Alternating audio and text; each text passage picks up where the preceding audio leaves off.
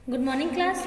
श्री दीपचंद चौधरी महाविद्यालय से आज हम आपके सामने जो आपका बीए फाइनल ईयर में जो आपका पेपर 3rd है ऑर्गेनाइजेशनल साइकोलॉजी यानी कि संगठनात्मक मनोविज्ञान, आज हम उसके बारे में स्टडी करेंगे। ठीक है, तो यहाँ पे हमने आपको पिछली क्लास में व्यक्तित्व बताया था कि व्यक्तित्व कितने प्रकार के होते हैं, व्यक्तित्व किन किन लोगों ने किस किस फॉर्म में डिफाइन किए हैं।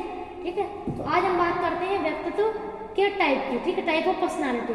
ठीक है, तो पर्सनालिटी में जो हिपोक्रेट्स हैं, हिपोक्रेट्स की पहली डेफिनेशन मानी जाती है। हिपोक्रेट्स बहुत पुराने हैं, हम सभी ने उनका नाम सुना हुआ है। इनको फादर ऑफ मेडिसिन भी कहते हैं। ठीक है, मेडिसिन की शुरुआत इनकी वजह से ही हुई थी।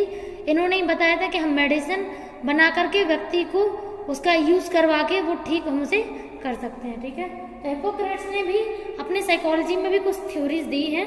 जैसे मान लीजिए खुशमिजाज है, जैसे आपके इन्होंने 4 टाइप के व्यक्तित्व बताए हैं। ठीक है, तो पहला टाइप का जो व्यक्तित्व होता है वो है उदासीनता, जिसको इन्होंने एक नाम दिया था, एक साइंटिफिक टर्म दिया था, मेलंकलिक।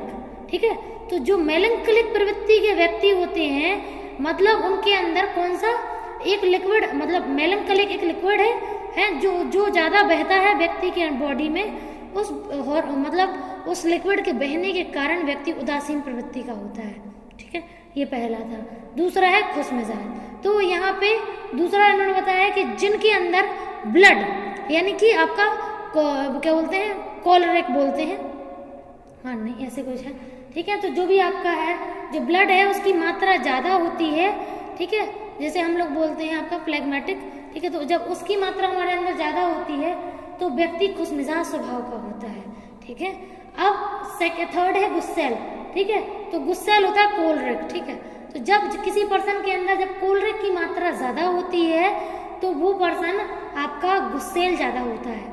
ठीक है, और अगर उसकी मात्रा कम बहे कोलरिक लिक्विड की तो वो कम गुस्सैल होता है। 4th है शांत स्वभाव का।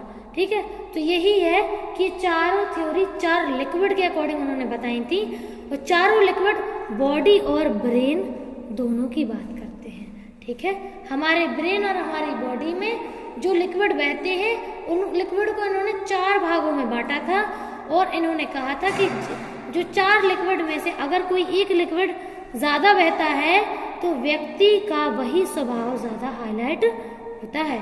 ठीक है, उसकी पर्सनालिटी वैसे ही उभर के आती है।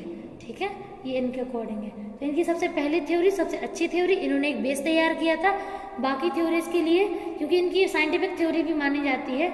इन्होंने 4 प्रकार के लिक्विड बता दिए थे कि अगर ये लिक्विड ज़्यादा बहेगा तो ये चीज़ ज़्यादा देखने को मिलेगी, और अगर ये कम बहेगा तो ये चीज़ कम देखने को मिलेगी। तो इन्होंने पर्सनैलिटी को लिक्विड से जोड़ दिया था। इनकी थ्योरी को हम लोग क्या बोलते हैं, लिक्विड थ्योरी भी कहते हैं। ठीक है, अगला है थॉर्नडाइक के अकॉर्डिंग। तो थॉर्नडाइक जो है, थॉर्नडाइक ये मानते थे कि जो भी हमारा व्यक्तित्व है, व्यक्तित्व हमारा आपका क्या बोलते हैं, सूक्ष्म विचारों से बनता है। जितना ज़्यादा हम हर एक परिस्थिति को बारीकी से समझेंगे, जानेंगे, उसकी कमियों को समझेंगे, उसके बारे में जान करके अपनी पर्सनालिटी को मतलब विकसित करने की कोशिश करते हैं, तो हमारा व्यक्तित्व सूक्ष्म विचारों से ज़्यादा अच्छे से डेवलप होता है। ठीक है, तो इनके अकॉर्डिंग ये है कि हर एक जो भी पॉइंट ऑफ व्यू है, अगर हम बारीकी से विचार करके उन थॉट्स को अपनाएंगे तो हम मान के चलिए कि हमारे अंदर प्रॉब्लम या फिर हमारी पर्सनालिटी उसी फॉर्म में निखर के आएगी। 3rd है शेल्डन का। ठीक है, तो शेल्डन जो है, शेल्डन के अकॉर्डिंग इन्होंने 3 टाइप की पर्सनालिटीज डिफाइन की हुई हैं। कि इनका कहना ये है कि जो हमारा शेल्डन का कहना ये है कि पर्सन 3 प्रकार की पर्सनालिटी के होते हैं। इन्होंने पर्सनालिटीज को, व्यक्तित्व को मानसिक और शारीरिक दोनों रूप का कॉम्बिनेशन बना के बताया है।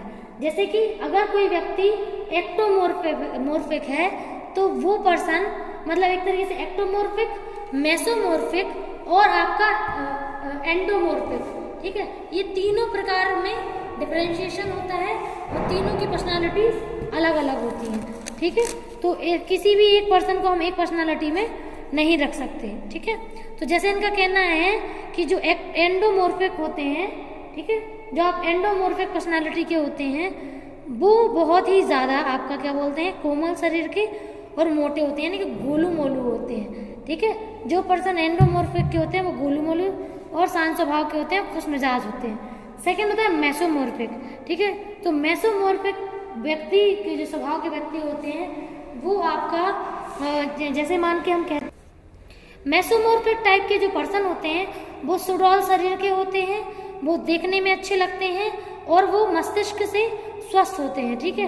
मतलब एकदम बिल्कुल स्वस्थ शरीर के और शांत रहने वाले, मतलब शांत तो नहीं कह सकते लेकिन हाँ अट्रैक्टिव रहते हैं और अग्रेशन तो उनके अंदर होता है, लेकिन ये वर्कहॉलिक होते हैं, ये काम को ज़्यादा महत्वता देते हैं। इनको ऐसा लगता है कि हमारे लाइफ में हमें काम पे ज़्यादा फोकस करना चाहिए, ठीक है। तो ये सेकंड है। और थर्ड आपका होता है एक्टोमॉर्फिक। तो इस टाइप के जो लोग होते हैं वो दुबले पतले गुस्सैल स्वभाव के होते हैं। तो इन्होंने 3 प्रकार की पर्सनालिटीज को 3 प्रकार की बॉडी से और उनके माइंड को जोड़ते हुए डिफाइन किया है कि अलग अलग लोग अलग अलग माइंड सेट के होते हैं और अलग अलग उनका शरीर होता है, ठीक है।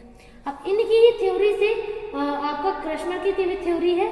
इन्होंने जैसे 3 टाइप के दिए हैं, इन्हीं में कुछ थोड़ा बहुत हेर फेर करके, इसीलिए इसमें हमने डिफाइन नहीं किया है कि एंडोमॉर्फिक, एक्टोमॉर्फिक, मेसोमॉर्फिक, इन्हीं तीनों टाइप को लेकर के आपका जो क्रैशमर है उन्होंने भी अपनी थ्योरी को डिफाइन किया है और उनकी शेल्डन की थ्योरी में ज़्यादा डिफरेंस नहीं है, इसीलिए हमने इसको नोट नहीं किया।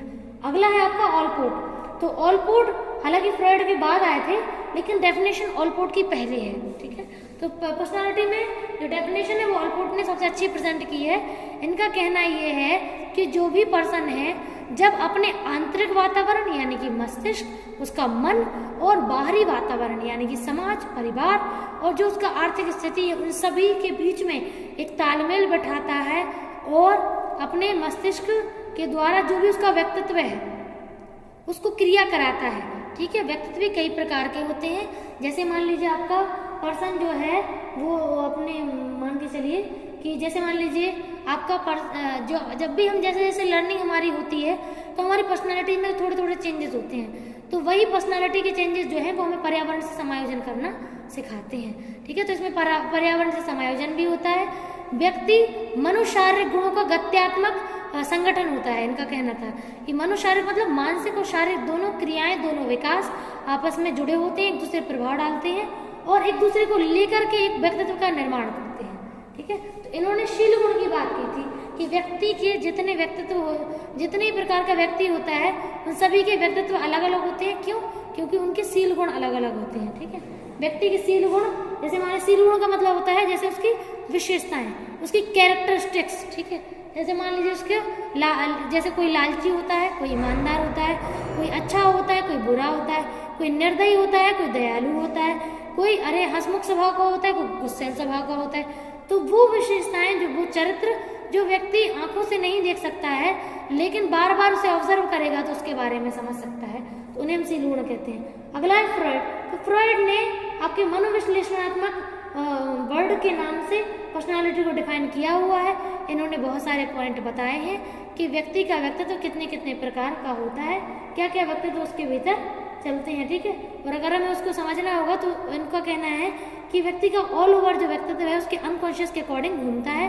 अनकॉन्शियस को अगर हमने समझ लिया, ओके, आपका क्या बोलते हैं अचेतन मन को अगर हम जान जाएंगे तो हम व्यक्ति के मस्तिष्क को भी समझ सकते हैं, उसके मन को भी समझ सकते हैं। अगला है कैटल। कैटल ने भी ट्रेड को मैटर दिया है, इन्होंने भी ट्रेड थ्योरी दी थी, लेकिन इन्होंने ट्रेड को टाइप में बांट दिया था।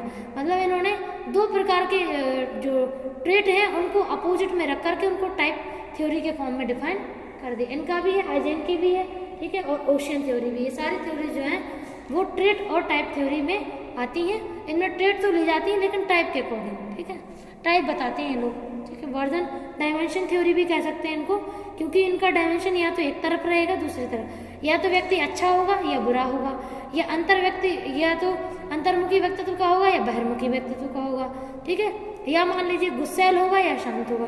तो ऐसे ही इन्होंने अपनी अपनी पर्सनालिटी के टाइप डिफाइन किए हैं, जिसको आप अपनी स्टडी में देखेंगे। तो जो भी डाउट हो आप उसमें मुझसे बिल्कुल बेझिझक पूछ सकते हैं। पर्सनालिटी के बाद हमें एटीट्यूड देखना है और एटीट्यूड में जो भी दिक्कतें होंगी वो आप मुझे बता दीजिएगा, ठीक है। और पर्सनालिटी में भी जो भी डाउट हो बिल्कुल बोलिएगा, ठीक है, क्योंकि इसके आगे भी बहुत, ये थ्योरी शॉर्ट में ही डिफाइन की है मैंने, बाकी इसका बहुत डीप फॉर्म है, आप लोग देख सकते हैं। Okay, thank you.